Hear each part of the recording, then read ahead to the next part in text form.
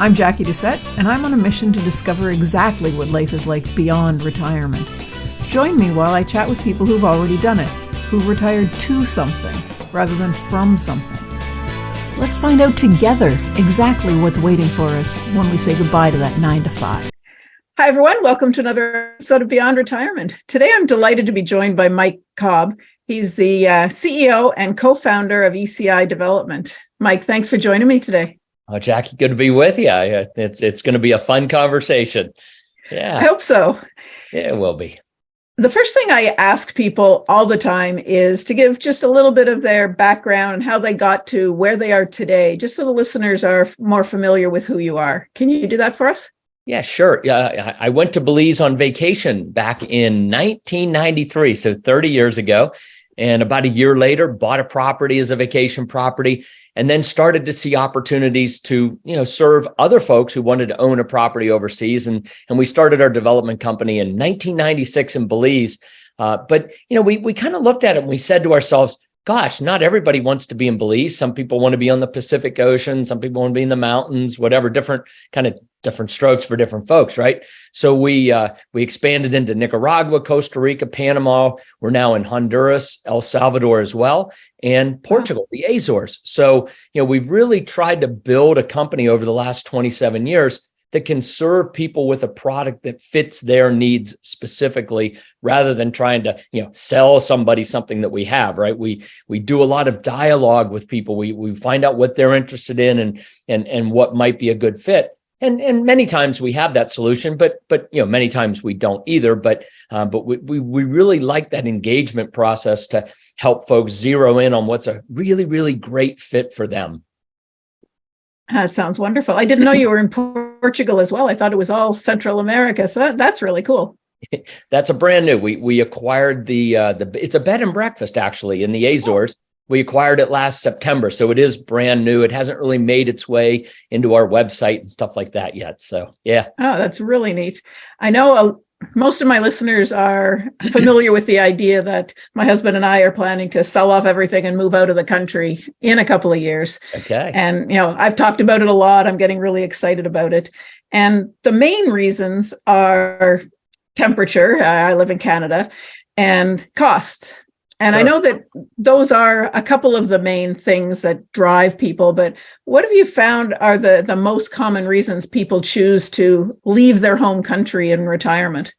Yeah, what we've really identified over the years is that there are kind of two camps. There are the people who are running from something, right? And it could be, personal situations, divorce, whatever, right? Or politically motivated. We've seen that, in the United States, especially on both the right and the left. When one party gets in, the other, folks say, oh, I got to get out of here, and vice versa, right? So we've helped a lot of people over the years who are leaving, right, or running away. But the far more the bigger camp and the far more fun, honestly, folks, are the folks that are running towards something, right? They're running towards that better weather from Canada, of course, and many parts of the U.S. They're running towards a lower cost of living. That's a big driver. But, I was actually an expat. I moved to Nicaragua with my wife and 2-year-old daughter back in 2002. We lived there for 14 years as expats. And what we identified, which is very paradoxical, is that you can actually have a higher quality of life on a lower cost of living, right? And it seems weird because up in Canada or here in the US, right, we kind of think, oh, if I want to have a higher quality of life, I have to spend more, right? The correlation is spend more, higher quality of life. But when you move to the developing world, Latin America, what actually happens is your cost of living goes way, way down, as you know, but your quality of life in many cases can go up dramatically. And I just give one example, food. Right. So we lived in Managua, Nicaragua for 14 years. And we had a bag, a coffee sack, it came from a coffee plantation up in the mountains, right? This organic coffee plantation called Selva Negra. If you ever go to Nicaragua, go to Selva Negra. It's a beautiful resort in the mountains, but they have an organic coffee plantation, but also do a lot of farming, vegetable farming, things like that. So we got this coffee sack of fruits and vegetables delivered to our house every Tuesday morning, and it was $8. Wow. Yeah, right. Wow. Right. Wow. You just said, wow. Right. I mean, we couldn't eat it all, right? We'd give it away. And our fish and our meats and our cheeses, they were free range and hormone free. And so all of a sudden, what would cost a fortune in North America to eat organic everything, right? It's always more expensive, right? Is actually a lot less expensive. And so the quality of life from a food standpoint went way, way up, and the cost went way, way down. So that's really, I think, what drives a lot of people, Jackie, is this is this notion of a higher quality of life, a lower cost of living, better weather, right? And now what's really cool is because, excuse me, so many people can work remotely, right? I mean, that's a big change. And so what we're actually seeing is a lot of people who are anticipating retirement moving actually earlier, maybe wrapping up their careers from the location that they always wanted to retire to, but now they can get there a little bit early and start to enjoy the better weather, the lifestyle, the activities, the things that are bringing them there ahead of retirement. So it's kind of a neat convergence that seems to be, really right at the, it's happening. And I think it's a snowball, right? It's just starting to, yeah. So you talk about a better quality of life, and I think a lot of people think about the Latin American countries, the emerging kind of population, as maybe having a lower quality of life overall. Do you find that, or do you find that people can live as comfortably, other than food and weather, as comfortably as they do here?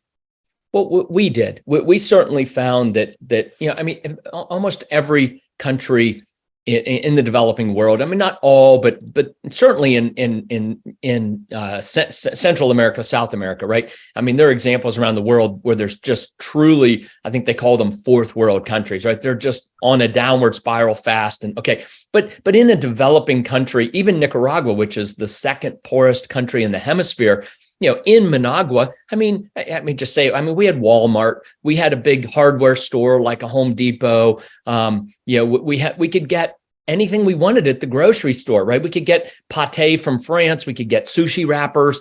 So like the quality of life from a thing standpoint, right, was still high. You could get anything you wanted. Medical care, right? They have a world-class hospital in Managua, Nicaragua. It was the 13th hospital in Latin America to receive the JCI Gold accreditation. Panama's got the Johns Hopkins facility. Costa Rica has the SEMA system, right? And so you've got this great healthcare.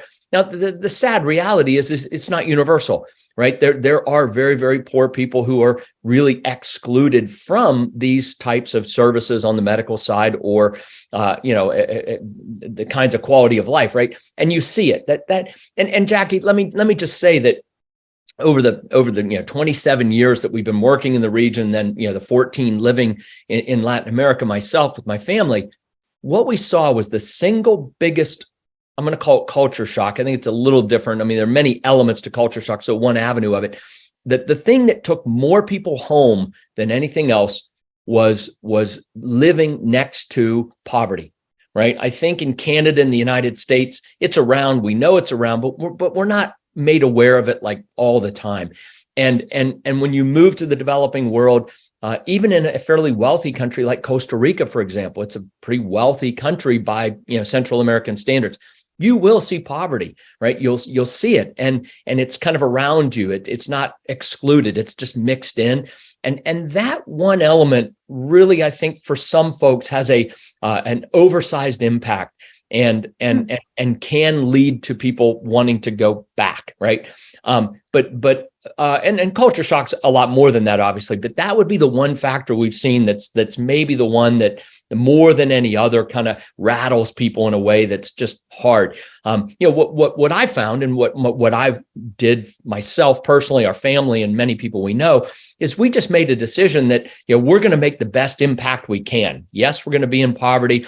We support a lot of Rotary clubs, Lions, Kiwanis, faith-based organizations as they come into the country. We do a lot of corporate social responsibility. My girls put together a shoe program for kids because you can't go to school unless you have shoes. So they would write home to all their friends, and they were in Girl Scouts, by the way. I mean, there's an example of quality of life. We had Girl Scouts in Nicaragua, right? So they put this big program together up in the States, and they put together containers of shoes and sent them, and we distributed them to children who didn't have shoes, right?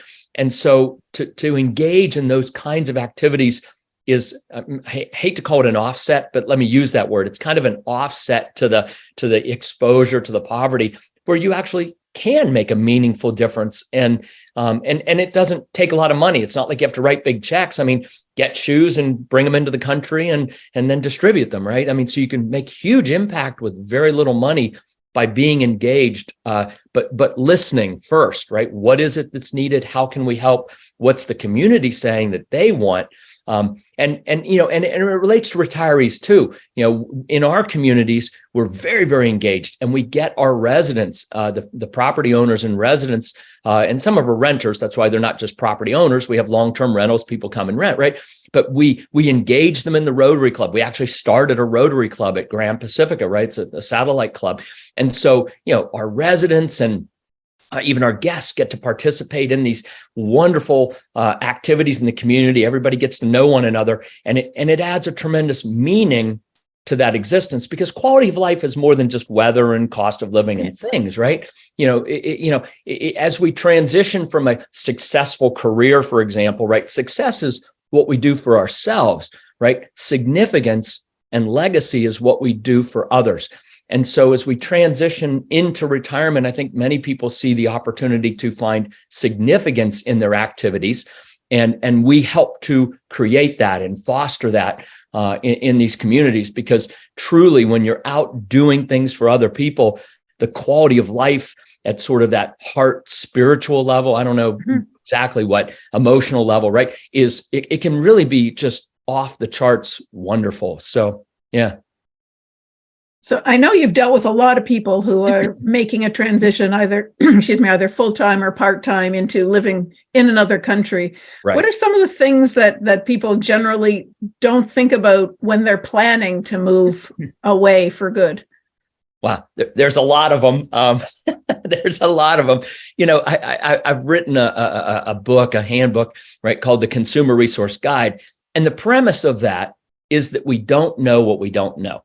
Right? That's the one premise. The second premise, which is kind of a corollary, is that we have to forget what we think we know, right? Assumptions can be dangerous, right? And so if we don't know what we don't know, and we have to forget what we think we know, right? The synthesis of those two corollaries is, to me, the word humility.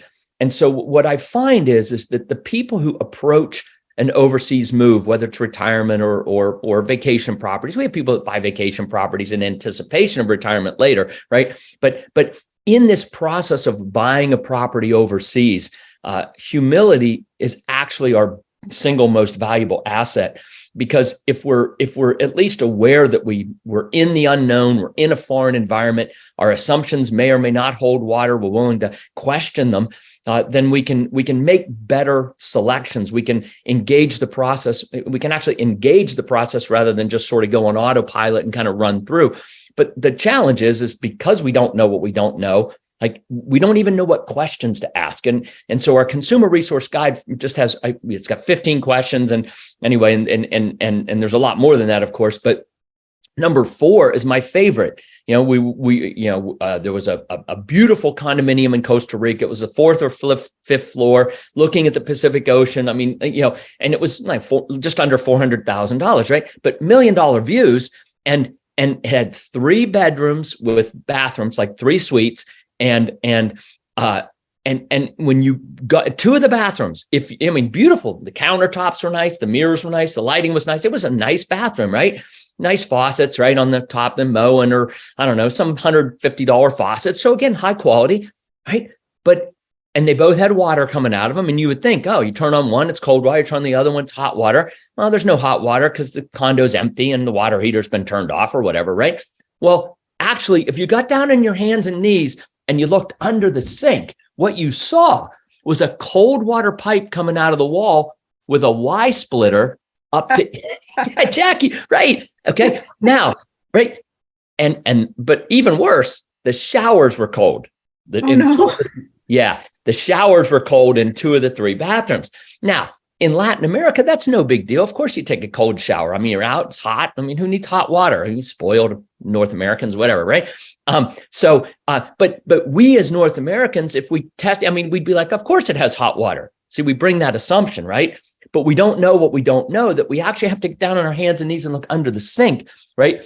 And so these are the kinds of things that kind of trip people up in the process.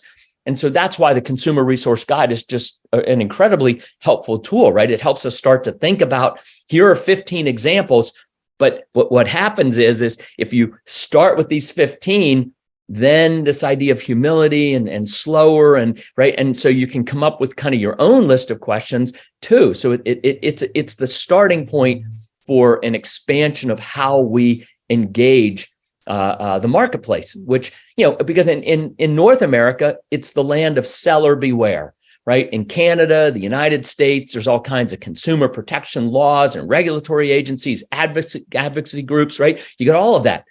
When you go overseas, you're really in the world of buyer beware.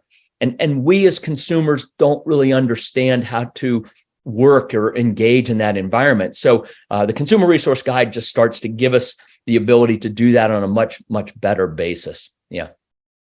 Wow, that's an amazing document that you've created then to help people figure out, what they should be looking for. I would never consider that there wouldn't be hot water. Right. We'll make sure you get one, Jackie. And by the way, anybody listening to this, it's really easy. If they want to, it's a free download. It's a PDF. We send it out to anybody who wants it. And if you want to put the link in the show notes or whatever, we'll make that available for folks. Yeah. Yeah. And I do have a copy of it. And I went through it when you first sent it to me. And it's like, okay, I'm going to read this, but not right now. Right. I definitely need to. That's right. And take it with you, right? Take it with you when you start to look at property. And in fact, it has a little checklist, I think, on page 15. And I think it even says, make a photocopy of this and print it out 3 or 4 times so that when you're touring properties, you actually have this little checklist and you can kind of go down it and That's funny. And I know some of the questions were, are you ready to go kind of questions. And I sat down with my husband because we're at different levels on the are you ready to go scale. Yeah. Well, and that was wise of you to take it independently and understand that each of you are at a different place on the are you ready to go? Right. Yeah. So we've talked about this a little bit. You mentioned, some people are a little bit taken aback by the poverty right there beside them when they get there, that sort of thing. What are some of the other aspects of life in a different country that people aren't really expecting, good or bad? Yeah. I think that one's the most obvious, but they're just weird things. I give an example. When my wife and I moved down there, we would get invited to dinner parties, right? And if the dinner party started at 7, we'd show up at 7:15. It's Latin America, so and we were in 14 years in, Jackie, this is embarrassing. 14 years into it, we were still almost always the first people to arrive. And we thought we had it figured out. Oh, 7 o'clock means to show up at 7:30. No, it means to show up at 7:45. No, 8 o'clock, maybe 8:30. Yes. I mean, it's just so hard when somebody invites you to their home at 7 to show up at 8:30, right? And so, and then we would entertain, and here's a cultural difference. This is kind of funny. So you go to somebody's house for dinner, and whatever. Again, we got there first, of course, but if dinner might get served at 9:30, right, for a 7 o'clock invitation, and then when dinner was over, dessert was put out. A lot of times, dessert was actually wrapped up. The maids would put it in a container because when dessert was served, it was time to go home, right? Oh wow! Yeah. And so our first few parties, a couple funny things, like we had these friends, I can say their names. We had some friends who were just always late. And so we had a dinner party. We said, we'll come over around 7. I think we served dinner at 8. They showed up at 8:30, 8:45. And they're like, huh? We're like, we said 7:30, it's 8:45. So then we had to start telling our friends, look, you come over anytime between 7 and 8:30, but at 8:30, food's hitting the table. Just letting you know, right? Show up whenever you want. The problem is then at 9:30 or whatever, when we finished eating, everyone got up to leave. because that's appropriate, right? Hey, dinner's over, time to go home, right? And so that's why dinners are so much later. They start dinner at 9:30, 10, even 11 sometimes, and then dinner's over at midnight. It's time to go home. So it's just kind of these weird little cultural things, and they're not bad. They're just different, right? And so you kind of got to get into the flow of it. We never, ever figured out what time to arrive. I don't know. Anyway, and you pick up your dessert and leave. Wow. Take your dessert and leave, right? And then the other thing is there are just so many different fruits and vegetables that you never see here because they either don't grow them, or they don't probably because they don't transport well, right? And so the incredible diversity and plethora of new fruits and new vegetables was incredible. And so, I mean, there's some really wonderful, unexpected surprises. That little mountain resort, Selva Negra, we started going up there about maybe once a month on the weekend, right? We'd just take a weekend. It was close. It was 2.5 hours, right? And so for us, I mean, these just little gems that would pop up, and we had Footprints. I think that was it. Footprints, the travel magazine for the different countries. It was probably the best. We had 3 or 4 before we moved, and I think Footprints was my wife's favorite. But we would just read about a butterfly farm or read about a waterfall out in the middle of nowhere. And then we would just on the weekend, we would just go find it, right? And get lost and explore. And so, those kinds of adventurous activities are tremendous. I mean, they're serendipitous, right? You just get in there and you just start to experience things that are way outside the norm from North America, but become the norm when you live in the developing world. And sometimes they're flops. I mean, sometimes they're just absolute flops. But sometimes they're magical, and you kind of take what you get and you roll with it. So,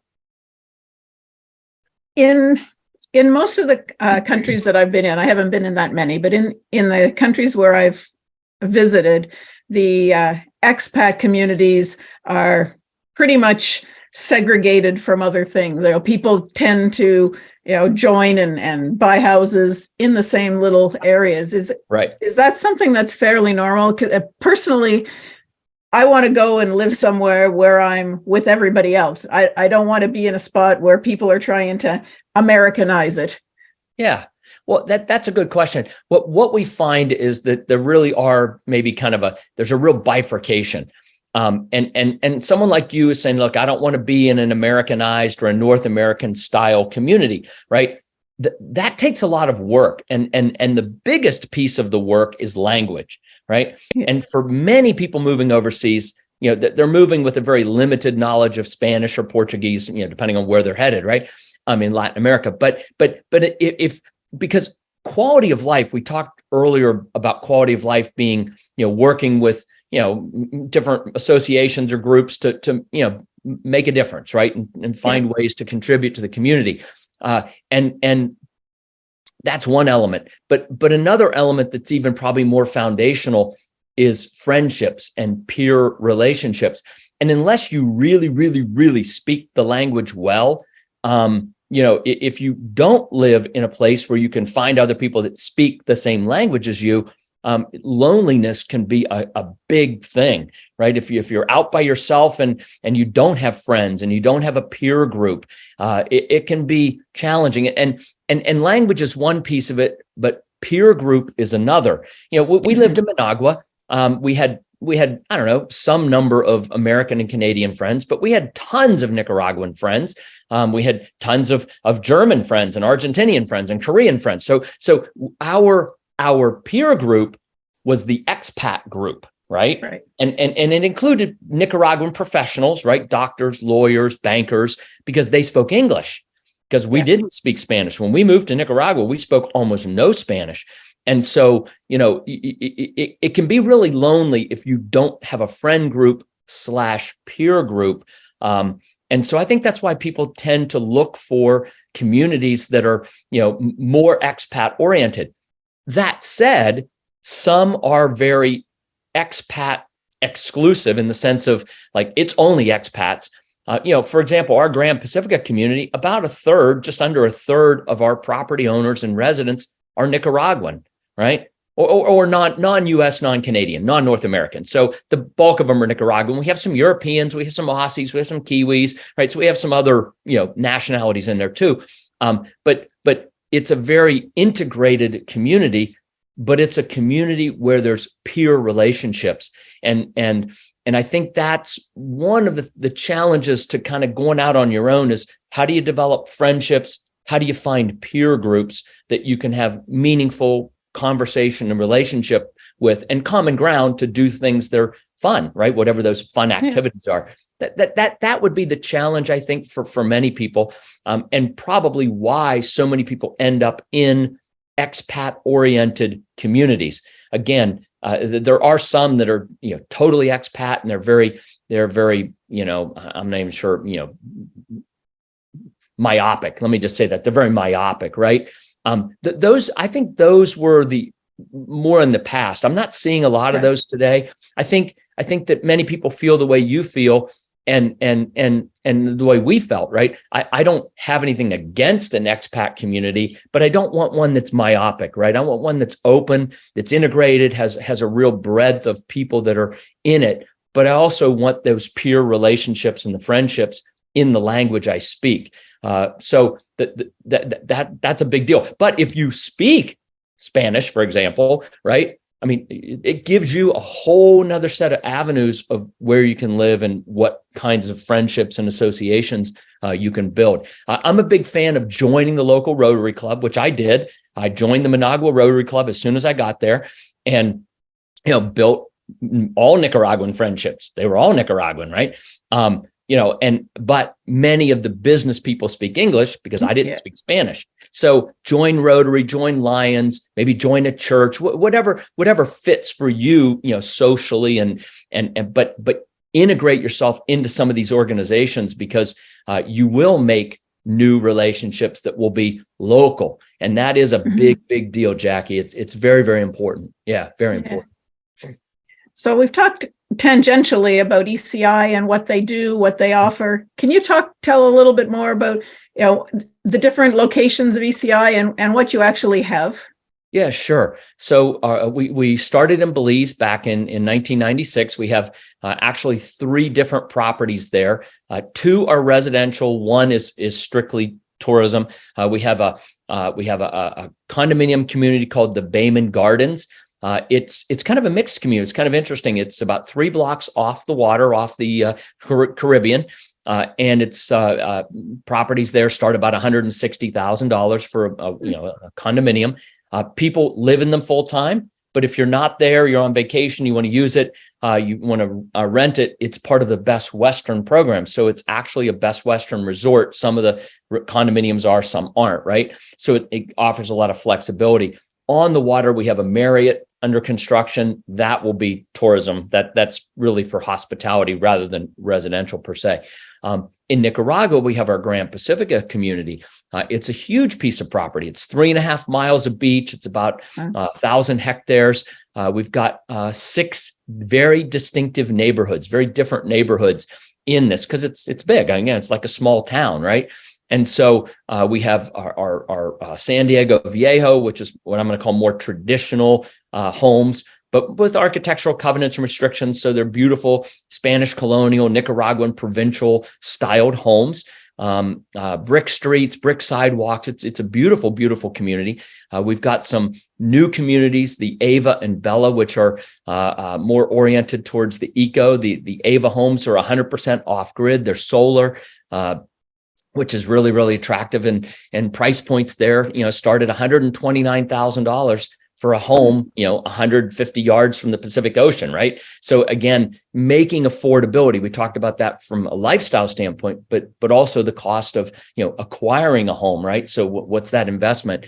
And then we have some condominium communities there as well. So we've really developed sort of a range of types, from condominiums, single family homes, large single family homes, small single family homes, to really serve a very broad audience. And then we have properties in Panama under development right now, and we have one community that's a beachfront community in Honduras.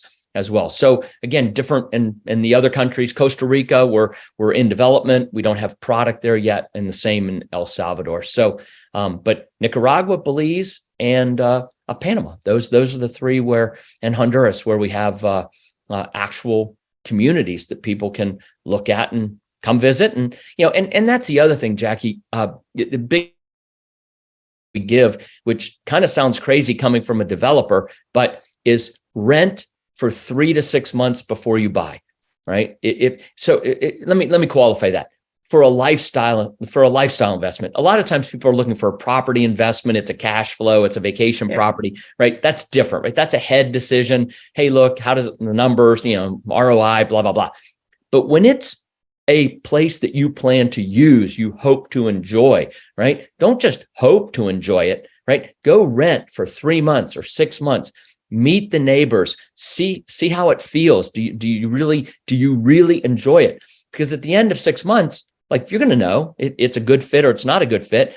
And then you can make the decision to move ahead and take ownership of a property, or say, well, that wasn't a good fit, but gosh, it was a great 6 months and, learned a lot, blah, blah, blah. Let's move on to someplace else, right? And so it is weird to hear a developer say, rent for 6 months before you buy. But truly, we've been around for 27 years. We need customers in 6 months. We need customers in 6 years. And I would much rather have somebody come and rent and find out the place is not for them, right? And then just happily go on their way to somewhere else than now be trapped because they bought something and they're unhappy, right? Because at the end of the day, I want happy expats. I want people I want people to move overseas and have this tremendous experience, which is why we've put this consumer resource guide together, right? It helps people get it right the first time on so many different levels, right? Because the more people who go overseas and have an unbelievably wonderful experience, they're going to write home about it. They're going to send videos. They're going to have friends come visit, blah, blah, blah, blah, right? The number of people who will become expats will grow, and our company will get some part of that business, right? So for us, it's really important that we help folks, really get it right the first time and make sure the decisions they make when they take the big step of ownership is the decision that they want, because they love the environment, they enjoy the people around them, and they've found community, right? They've found a community that they can call home. And when that happens, that's the time to actually, take ownership of a property, but not before. So, yeah. So do you have properties that people can come and rent and then buy that same property if they decide they like it, or are they different properties?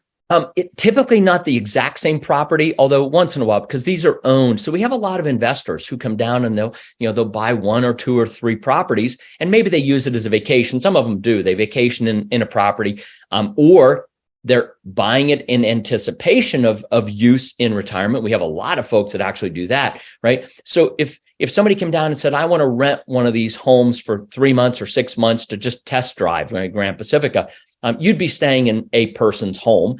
But if you said, well, I really like this home, then Grand Pacifica can certainly build one just like it. Or many times people want little tweaks, right? I want this change, whatever can we do?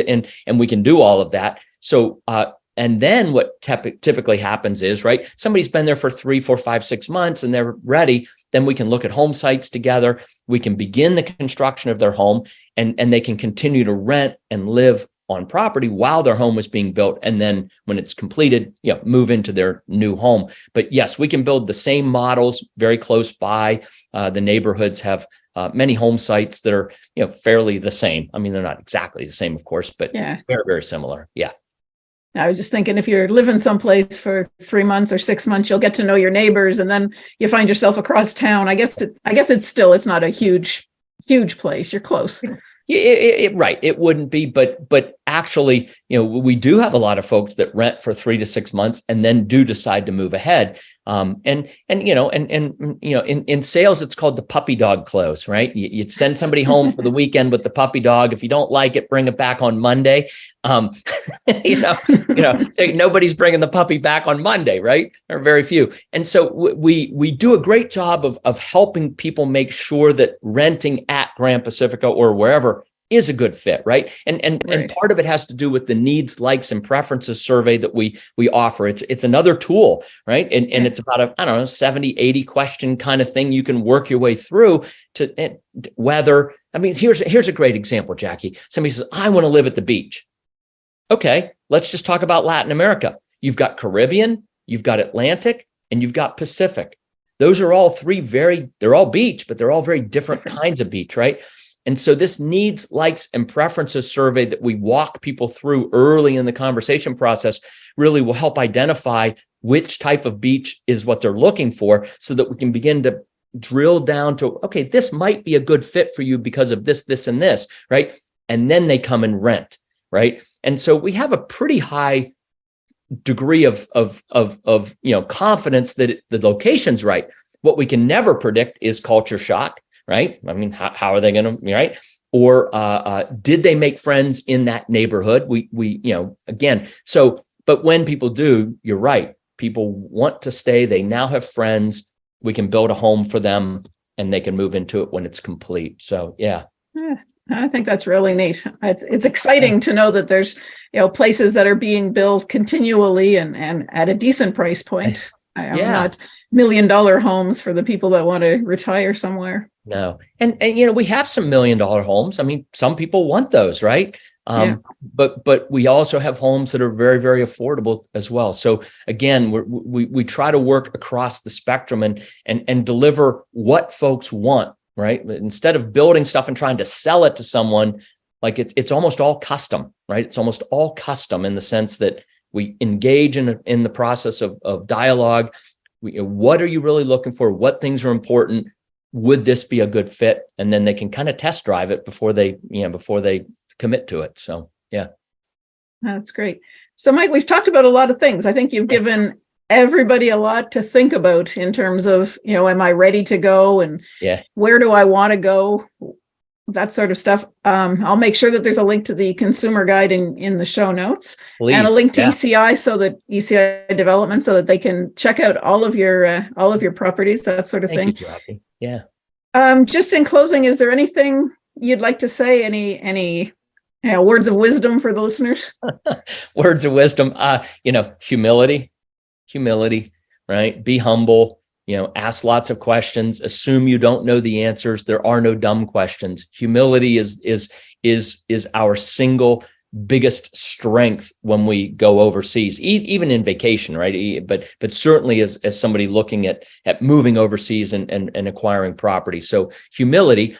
And then the other one is, go do it, right? Really just go do it. And if you rent, what's the worst thing that happens, right? Don't sell your house back home. Don't sell all your stuff. Go rent somewhere for 3 months, right? What's the worst thing that could happen? You have this incredibly, vibrant rental experience, right? It might be good, might be bad. If you're going back, it probably wasn't so great. But what an incredible experience, right?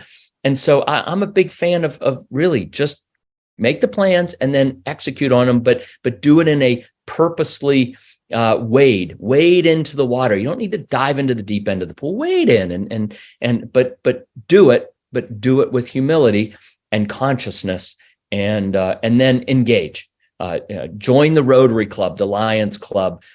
Do something that gets you really engaged with other people in the community, and those types of things tend to produce real anchors that are significant and meaningful in the community, but also in your life, and take the quality of life and just jump it up many levels beyond, I think, what most people imagine is even possible. So I don't know. That was more than one word. I'm sorry. Anyway.